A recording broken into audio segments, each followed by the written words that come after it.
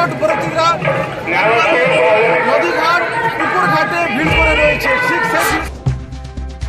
আস্থার মহাপর্ব ছট পুজোর প্রথম অর্ঘ্য অর্পণ করতে ছট ব্রতীদের ছট ঘাটে উপচে পড়া ভিড়।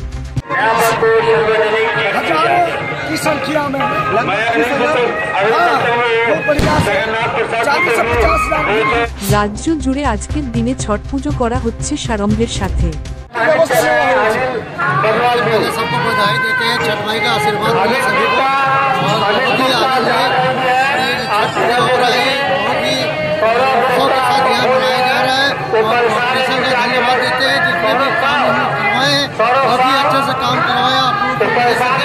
आपको मेरे में आता ही होगा कैसा काम हुआ है, ये आपको आप सामने रखे हुए। সেই দৃশ্য দেখা মিলল রাজ্যের পশ্চিম বর্ধমান জেলার আসানসোলের কুলটিতে।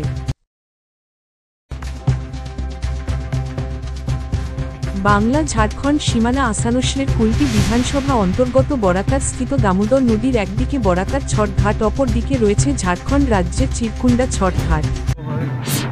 আজকে সন্ধ্যা আর কালকে সকালে আর কত লোকের ভক্তের সমাগম হয়? 5000 প্লাস।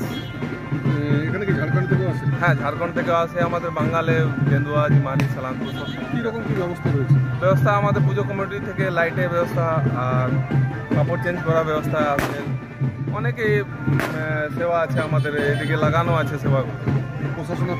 প্রশাসন অনেক সেবা দেয় আমাদের। এই দুই ছট ঘাটে আজকের দিনে অর্থাৎ ছট পুজোর প্রথম অর্ঘ্য এবং আগামীকাল সকালে দ্বিতীয় অর্ঘ্য দিতে আসে দুই রাজ্যের ছট ব্রতীরা। দামোদর নদীর দুই ঘাটে একদিকে পশ্চিমবঙ্গ, অপর দিকে ঝাড়খণ্ড রাজ্যের মিলন হয়ে থাকে এই ছট পুজোর উপলক্ষে, অর্থাৎ দুই অন্তরাজ্যের মিলন হয়ে থাকে ছট পুজোয়। সে দৃশ্য দেখা মিলল।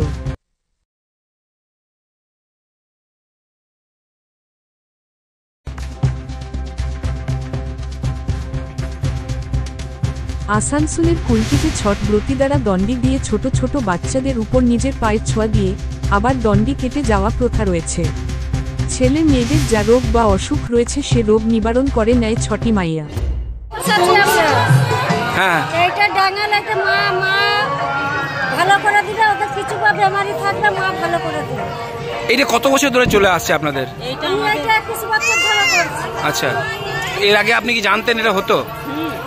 আপনি বলেন পরে। আমার মা খুব শরীর খারাপ ছিল, ওই মায়ের কাছে মানত করেছিলাম যে আমার মায়ের জীবন ফিরে এলে আমি দণ্ডি থেকে সুখ দিব, তা আমার মায়ের জীবন ফিরে এসেছে, আমি দণ্ডি থেকে সুখ দিব। এরকম কি আপনি ছাড়া আর কেউ করে এখানে?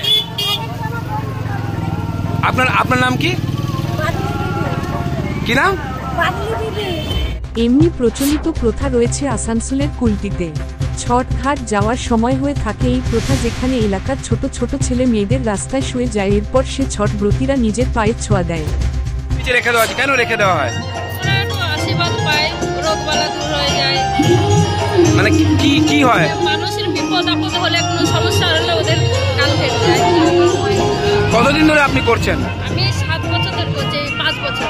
5 বছর ধরে। এর আগে কি আরো কেউ করতো? এর আগে আমার দিদি করতো, দিদির আগে আরো আমাদের ছেলে কিনে তারা করতো। মানে আপনাদের এটা কি আর কোথাও হয় না, এখানেই হয়? আমাদের এখানে কি সব জায়গায় হচ্ছে এটা। যাতে মা ছটি মাইয়া বাচ্চাদের কৃপা প্রদান করে। বহু দিন থেকে চলে আসছে এই প্রথা। আসানসোল থেকে প্রকাশ দাসের রিপোর্ট, জেলার বার্তা।